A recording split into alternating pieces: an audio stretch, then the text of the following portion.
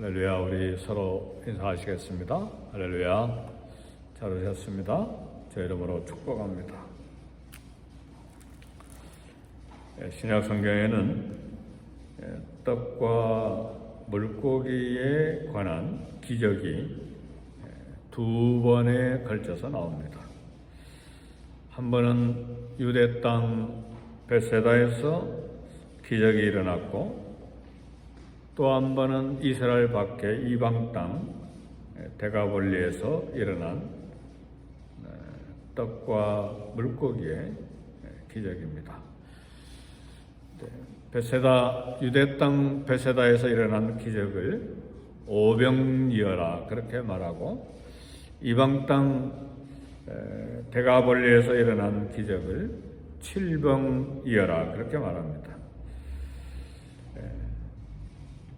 그래서 우리 주님은 이처럼 한 번은 떡 5개로 물고기 2마리로 5,000명을 먹이시는 기적을 일으키셨고, 오늘 본문에는 떡 7개로 물고기 2마리와 함께 4,000명을 먹이시는 기적을 베풀어 주셨습니다. 한 번은 유대 땅에서 이스라엘 백성을 위해서, 한 번은 이방인을 위해서 이방 나라 데가볼리에서 기적을 일으키셨습니다. 5,000명이 먹을 때는 다들 배불리 먹고 거둔 부스러기가 조그만 바구니에 12바구니를 이제 부스러기로 거두었는데, 4,000명이 먹고 충분히 먹고 남은 부스러기를 거둘 때는 7바구니를 거두었는데, 조그만 바구니가 아니라 이번에는 그 바구니에 사람이 들어가도 푹 들어가는 큰 바구니로 부스러기를 7바구니 거뒀습니다. 그건 어떻게 하느냐? 우리 성경에는 그렇게 안 나와 있는데, 원어 성경에 보면 그 바구니라는 말이 하나는 조그만 거고 하나는 막 사람 들어가는 바구니 기억나요?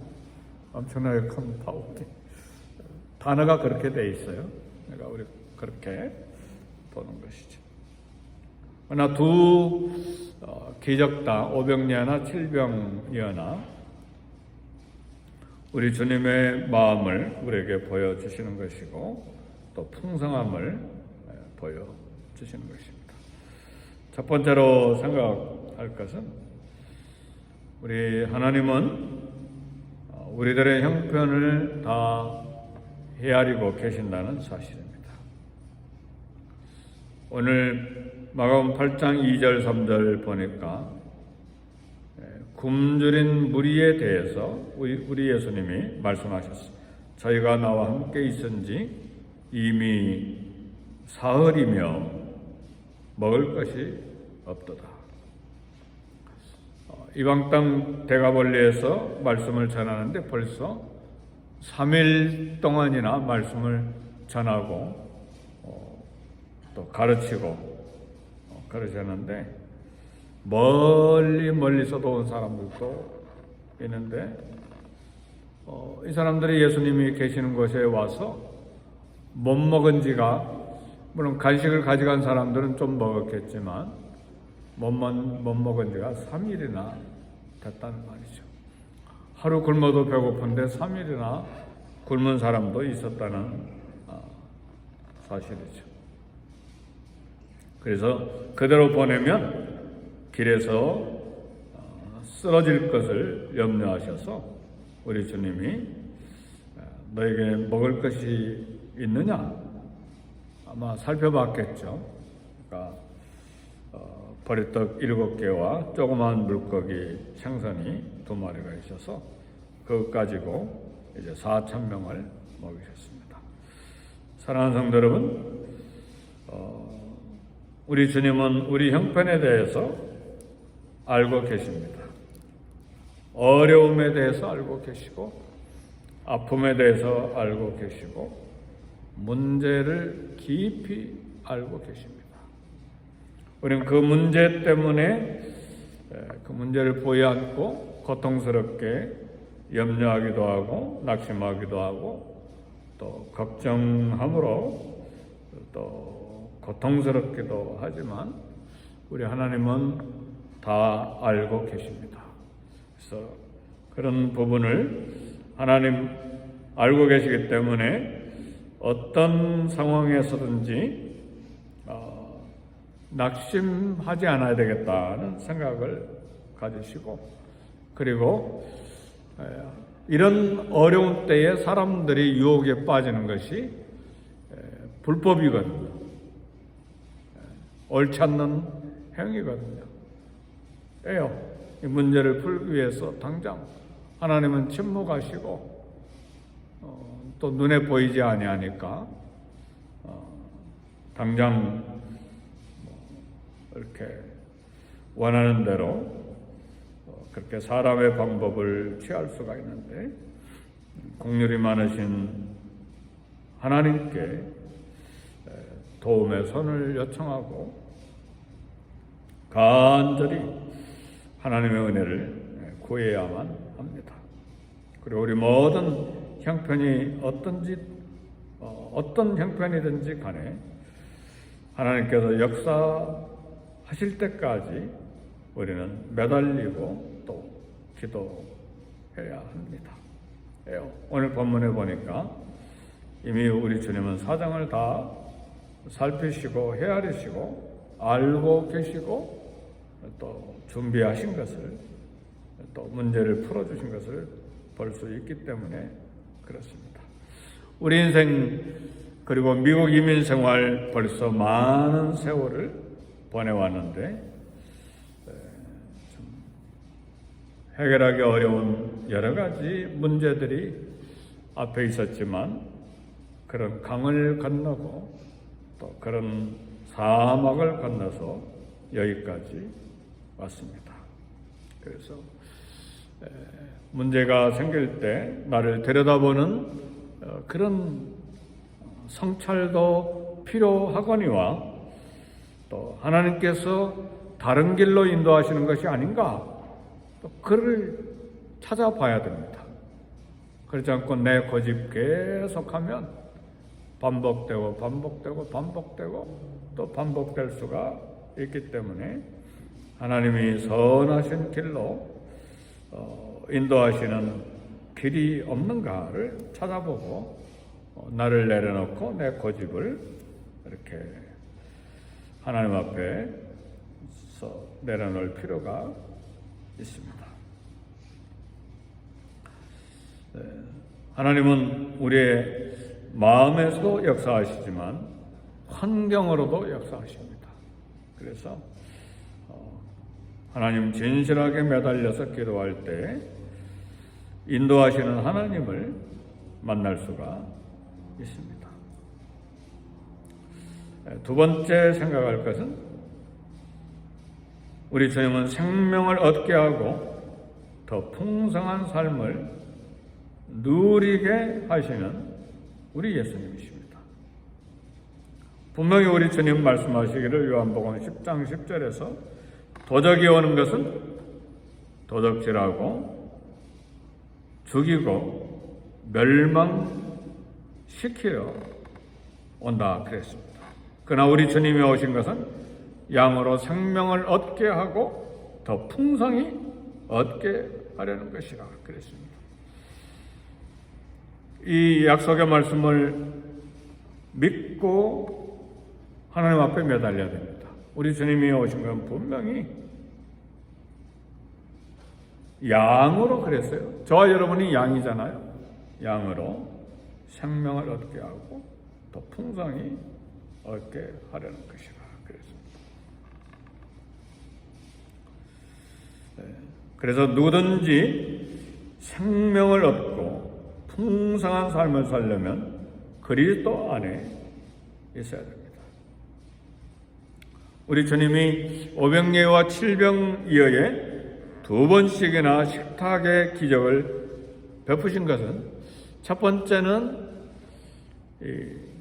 무리의 배고픔을 해결하시기 위한 것이고, 두 번째는 궁극적으로 우리 주님 안에 참 생명과 더 풍성한 삶이 있음을 가르쳐 주시기 위한 것입니다. 시편 23편 3절에 보니까 목자 되신 우리 주님은 여호와는 내 영혼을 소생시키시고 자기 이름을 위하여 의의 길로 인도하신다 그랬습니다. 사랑하는 성도 여러분, 우리 주님은 영혼을 소생시키시는 분이십니다. 먹을 것이 많고 준비된 것이 다 있고 필요한 것들이 다 갖춰져 있어도 영혼이 절망하고 영혼이 낙심하고 영혼이 삶의 의욕을 다 잃어버린 경우에 얼마나 비참합니까? 그보다 더 어려운 것은 하나님을 잃어버리는 것이죠. 주님께 대한 믿음과 주님에 대한 사랑을 잃어버리는 것이죠. 그래서 기도할 능력도 상실하고 봉사할 의욕도 잃어버리고 이렇게 되는 경우에는 영혼이 심각한 메마름 속에서 내가 주의 사랑을 어디서 잃어버렸는지를 생각하고 전심으로 주께 돌아와야 되고 주님을 찾아야 됩니다. 전심으로 주님을 찾아야 됩니다. 세상을 더 사랑해버리면 영혼이 죽습니다. 분명히 죽습니다.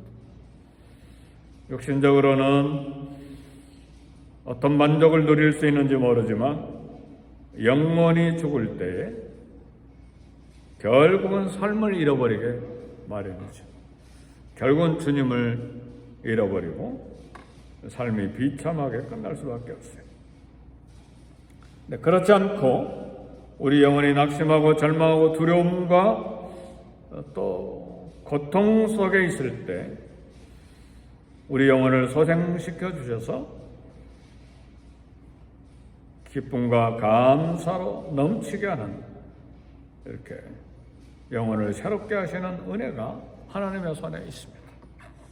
말씀을 읽을 때도 감격, 예배드리는 전심한 마음이 생길 뿐만 아니라 주님을 사랑하는 뜨거운 열정이 또 우리에게 새롭게 이제 생겨서 하나님께 예배드리는 그리고 봉사 헌신하는 그런 영혼에 소생시키시는 능력이 우리 주님께 있습니다. 그래서 우리는 성령님 충만을 기도해야 되고 말씀의 맛이 살아나도록 기도해야 됩니다. 내 영혼을 소생시키시고 자기 이름을 위하여 의의 길로 인도하시도다. 하나님 명예를 걸고 우리를 의의 길로 인도하시기 때문에 주님 만나기를 전심으로 사모해야 합니다. 우리가 사모하는 것이 뭡니까? 세상에 있습니까? 우리가 사모하는 것은 주님 안에 있습니다. 네. 주님을 늘 사모하고 하나님 나라 임하기를 바라보는 믿음이 우리에게 있어야 됩니다. 그래서 우리 주님을 더욱 가까이 하고 결코 한시도 주님을 떠나서는 안 됩니다. 잠깐 떠났다가 금방 돌아오면 되겠지. 세상은 그렇지가 않습니다. 잠깐 떠나는 것이 영영 떠나버리는 것이 됩니다. 유교사변 때 그랬다고 그랬죠. 내가 먼저 갈게. 그리고는 이산가족이 되어버린 허다한 1000만 이산가족이 남북한에 있잖아요. 그런 것처럼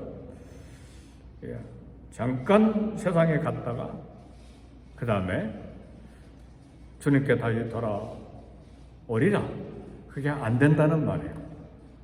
내 마음을 내가 마음대로 이렇게 조절할 수 있는 것이 아닙니다.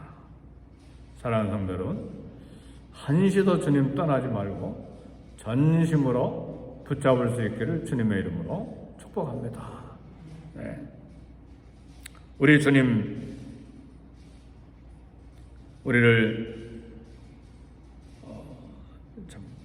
구원하시고 삶을 풍성케 하시는 분이신데, 예를 들면 사마리아 수가성 여인에게 우리 주님이 요한복음 4장 14절에 말씀했습니다.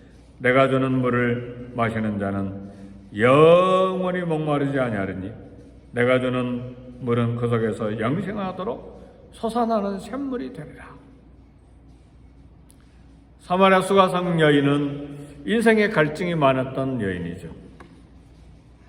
그래서 남편 하나 잘 만나면 인생이 풍성해지고 생명을 얻을 줄 알았는데, 이 남자도 아니고 저 남자도 아니고 저 남자도 아니고 6번째 현재 살고 있는 남자에게서도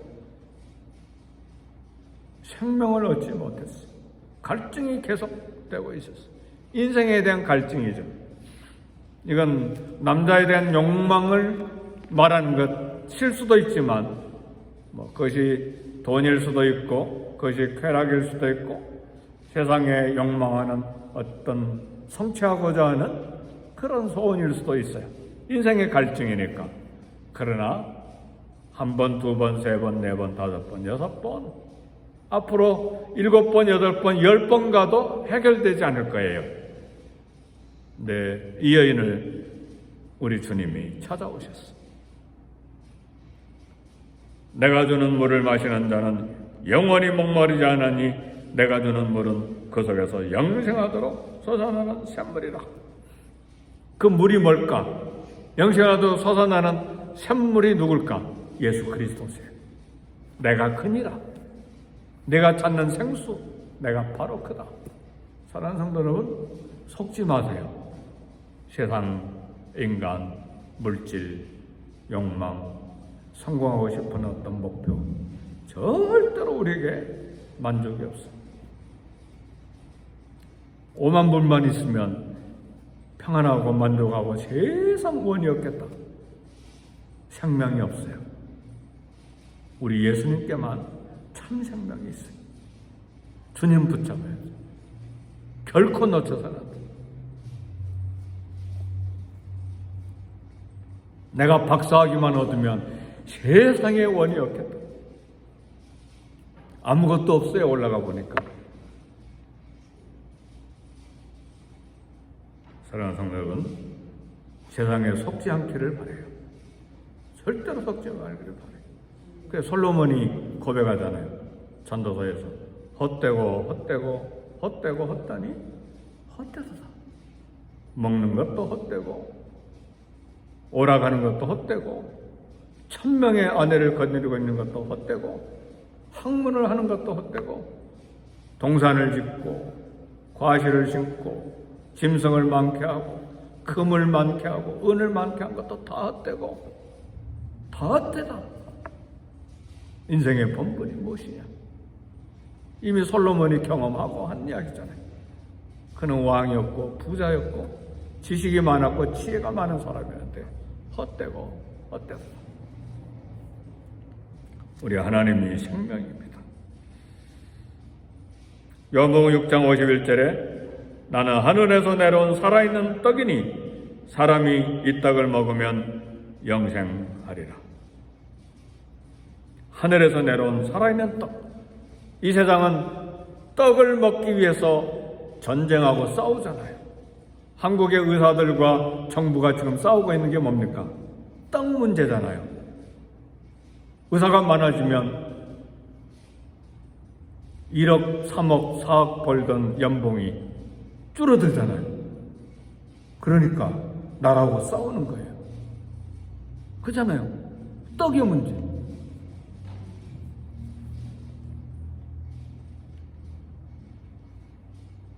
내가 줄 떡은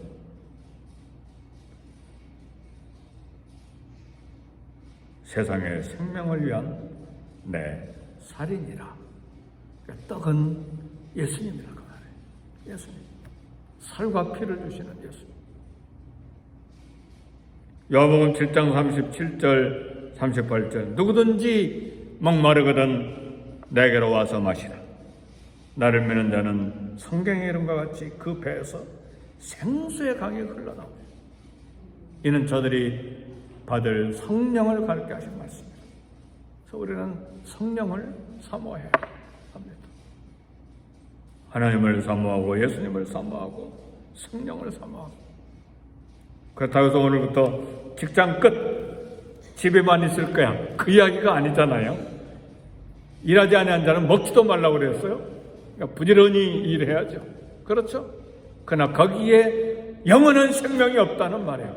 그걸 깨달아라, 그 말이에요. 그걸 부여잡고 하나님 말씀도 내려놓고 예수님도 내려놓고 진리와 의를 내려놓고 세상을 향해서 달려가지 말라, 그 말이에요. 그것은 세상을 사는 하나의 수단이요 도구일 뿐이에요. 우리의 참 생명, 참떡, 영원한 생수는 예수님이시라, 그 말이에요. 목마르지 않은 생수, 풍성한 삶은 세상에 있지 않고 육체에 있지 않고 우리 예수님이세요. 그래서 사마리아 수가성 여인도 생수를 발견하는 순간, 생수를 마신 게 아니잖아요. 예수님 물 한 잔 주신 게 아니잖아요. 예수 그리스도를 마신 거예요. 그러니까 갑자기 영혼에 놀라운 변화가 생기니까 막 삶의 의욕이 충만해져서 막 수가성 마을로 달려갔잖아요. 물동이를 내버리고 내가 메시아를 만났다. 이게 생수를 마신 자의 삶이에요. 인생이 완전히 뒤집어진 거예요. 새로운 삶의 의욕과 강한 충만한 삶이 주어지니까 막 뛴 거예요. 뛰어. 걸어간 것이 아니고 막 뛰어가가지고. 동네 사람 잠잘 때 시에스타 시간에 몰래 물길로 나왔는데 이제는 막 소리 지르면서 내가 메시아를 만났다. 부끄러움이 어디가 있어요? 내가 한 모든 일을 다 한 메시아가 나타났다. 그제는 감췄잖아요. 막 현재 살고 있는 남편도 감췄는데 이제는 막 내가 한 일을 다 말한 메시아가, 부끄러움이 어디가 있어요? 새 생명을 만나는데. 이게 참 생명의 삶이죠. 생수를 마셨기 때문에.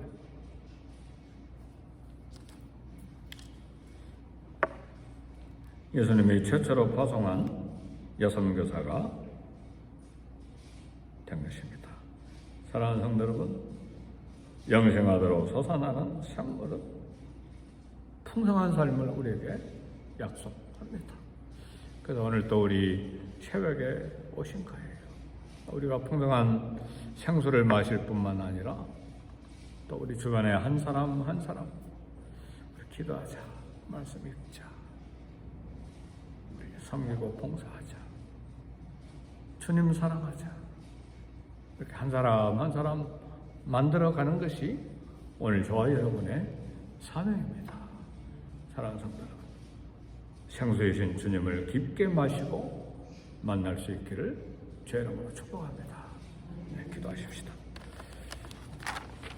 기도하실 때 성령님 충만을 위해서 기도하시고 생수이신 예수님을 깊게 만나고 마실 수 있고 눈으로 보고 손으로 만질 수 있기를 간절히 소원하고 말씀과 은혜가 충만한 우리 교회 부흥을 주옵소서. 선교지를 위해 선교사님들을 위해서 기도하고 교회 모든 연약한 성도들을 위해서 기도하고 자녀들을 위해서 기도하시고 직장과 일터를 위해서도 기도하시고 부족한 담임 목사를 위해서도 기도하십시다. 다 같이 기도하겠습니다.